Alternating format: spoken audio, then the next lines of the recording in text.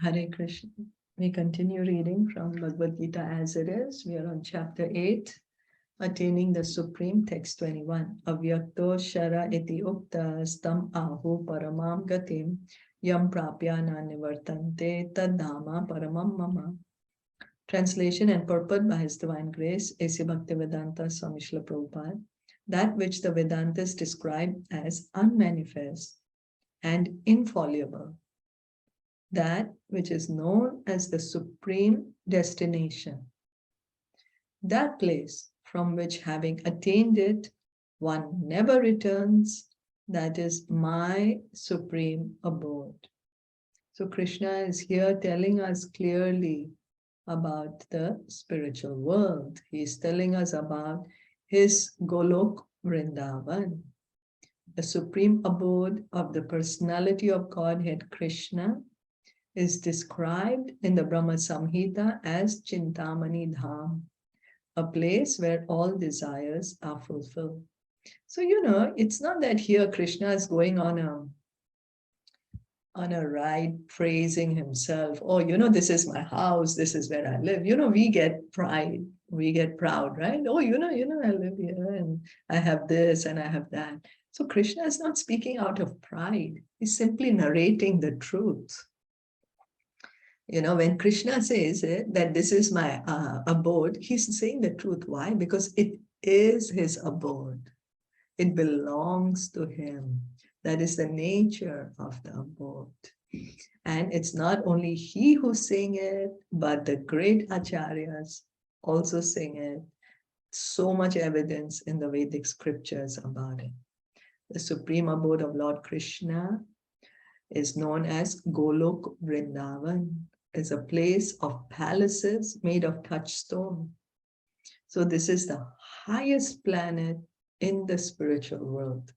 Golok Vrindavan is the supreme abode where Krishna personally stays. It is called Chintamani Dham. Chintamani, touchstone. The palaces, there are palaces there made of touchstone. The roads are made of touchstone. There are also trees called desire trees, kalpa vriksha, that supply any type of eatable upon demand. So, imagine we see so many trees by the road and we go to the tree and say, hey, could I get a mango so I can offer to Krishna? That's what happens in Golok Vrindavan. Here in the material world, we don't have it. Why? Because here we just want to enjoy for ourselves. But in Golok Vrindavan, everything and everyone, the consciousness is completely, how can I please Krishna? And then there are cows, known as Surabhi cows. Surabhi cows, which supply a limitless supply of milk. Here, Vicharya, the cows, to get milk from them, we torture them. But the Surabhi cows, they can give unlimited quantity of milk. How much milk we want, they give us. Why is this so much abundance? Why? Because there's no greed. There is no envy. There is no desire for manipulation. It's everything is just, oh, how I can please Krishna. I can ask the tree, give me a little fruit, so I can offer to Krishna. I can ask the cow, give me a little milk, so I can make some sandesh for Krishna. So it's all for Krishna. In this abode, the Lord is served by hundreds of thousands of goddesses of fortune, Lakshmis, and he's called Govinda, the primal Lord and the cause of all causes. So what's there in the Golok Vrindavan? It's there. It's not that it's nothing there, empty. No, spiritual world is not empty. It's full of variety. The gopis are being called as the goddesses of fortune. They are the original Lakshmi. Lakshmi Devi, she is an expansion of the gopis. And how many gopis are there? Hundreds and thousands. Krishna is called Govinda. Why is he called Govinda? Because he gives pleasure to the senses and to the cows. We want pleasure of the senses. So we are trying to, let me see something, let me think of something, let me eat something and I will get pleasure. But the real pleasure we can get only when we can connect, engage our senses in the service of Govinda. Engage the senses in the service of Govinda and we will automatically feel pleasure. And Krishna is Sarva Karana Karanam, cause of all causes. Because, why it happened? Because Krishna's will. That's why. Why am I not Krishna and why is Krishna Krishna? Well, that's the way it is. You know, we may cry, why am I not God? How come Krishna can be God? We can go in a shock, you know. Oh, because all my entire existence, I'm thinking I'm God. Suddenly you are telling me I'm not God, Krishna is God. You can go into a shock, but well, that's the truth. Why? Krishna is the cause of all causes. That's the way it is. Okay. The Lord is accustomed to blow his flute, Venum Vanantam. What is he doing there? He's playing his flute over there. His transcendental form is the most attractive in all the worlds.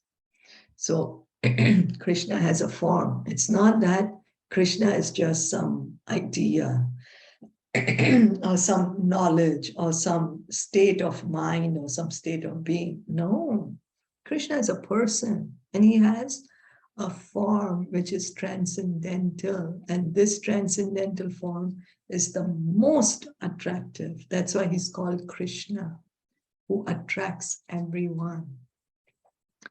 How are his eyes? Eyes are like lotus petals, and the color of his body is like the color of clouds. He's so attractive that his beauty excels that of thousands of cupids. So Cupid is so beautiful. But Cupid is just material beauty. He cannot compete with Krishna's beauty. Krishna is transcendental. Krishna is so beautiful, amazingly beautiful. He wears a saffron cloth, a garland around his neck, and a peacock feather in his hair. In the Bhagavad Gita, Lord Krishna gives only a small hint of his personal abode, Golok Vrindavan, which is the supermost planet in the spiritual kingdom. So Krishna does not speak too much in detail about his home, his Golok Vrindavan, which is in the spiritual world. It is the highest planet in the spiritual world. In Bhagavad Gita, he is not speaking much about it. A vivid description is given in the Brahma Samhita. Lord Brahma is describing it in great detail. Vedic literatures, Katha Upanishad 1.3.11 state that there is nothing superior to the abode of the Supreme Godhead, and that abode is the ultimate destination. Purushanna param kinchit sakashta paramagatihi. So, you know, we have a desire. Oh, let me go to this country. Let me go to this place. Oh, I heard this place is so good. Let me go see it. Let me go experience it.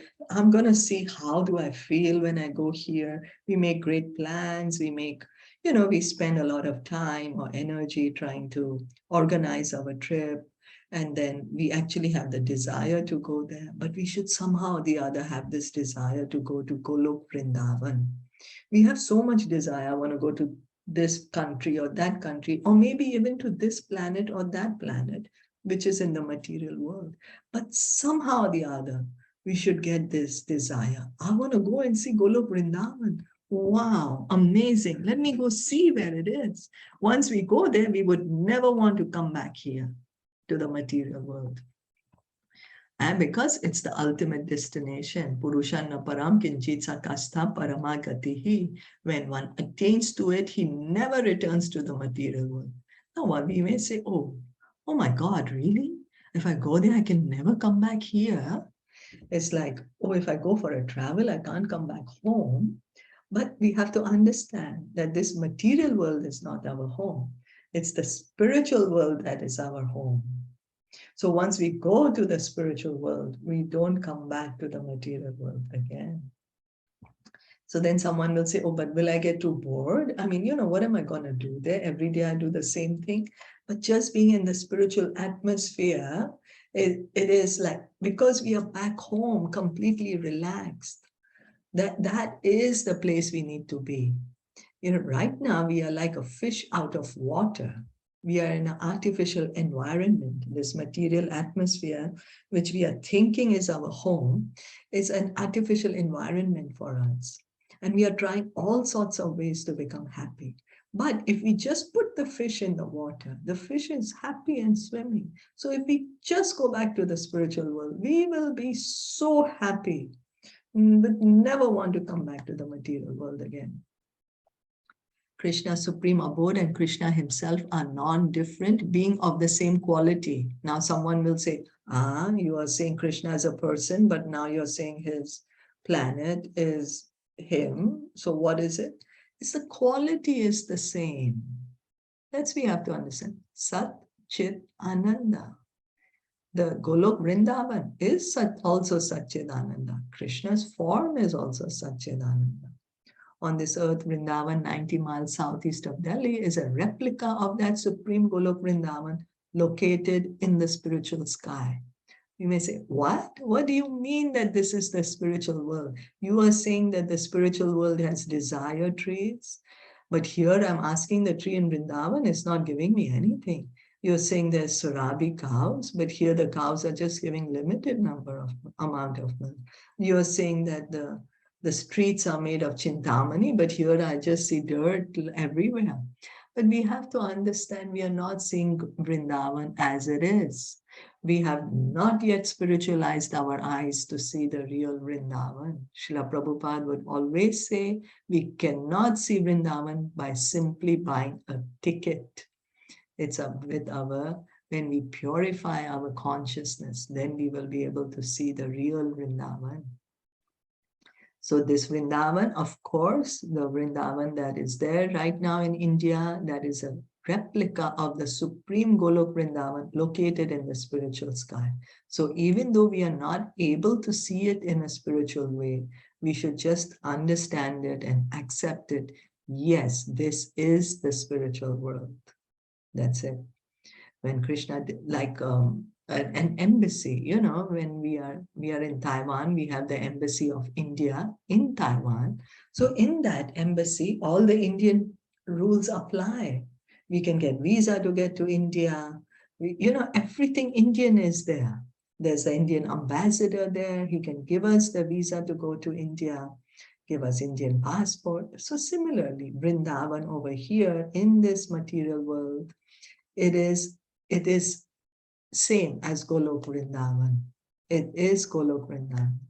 When Krishna descended on this earth, he sported on that particular tract of land known as Vrindavan, comprising about 168 square miles in the district of Mathura, India. Vrindavan Dham ki jai. So, are there any questions or comments?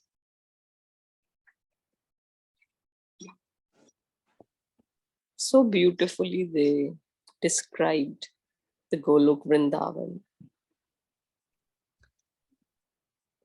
I know, right? Yeah, so beautiful. Yeah. And like how even the Vrindavan Dham, they're giving the importance. Yes. Yeah. Yes. It's true. So everything related to Krishna is transcendental. Everything. Like as you always say that his dham, his stories, even if we hear about him, his birth, his passing away, his anything related to him, it is so purifying and it is so transcendental. Yes. Yes. Hare Krishna. Hare Krishna. Yeah, I have one question. Like Vrindavan, Mathura is like not very far, but Dwarika is very far from Mathura. Then is there any spiritual reason behind it? Krishna shifted to Dwarika, left Mathura and shifted to Well, Dwarika. because the city was Mathura was being attacked that time by Jarasan. Yeah.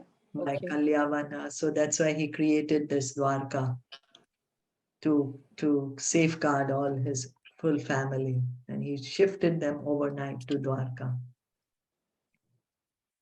Okay. Okay. Okay. Thank you. Thank you. Like Thank God you. created himself, right? Yes, he created Dwarka himself. Overnight. Okay. Okay. Yeah. Okay. Thank you. Thank you. Thank you. We'll stop here for today. Bhagavad Gita ki jai, Srila Prabhupada ki jai, Gaur Bhakta Vrinda ki jai. Hare Jai. Krishna. Thank you so much for all your participation. Hari Bol.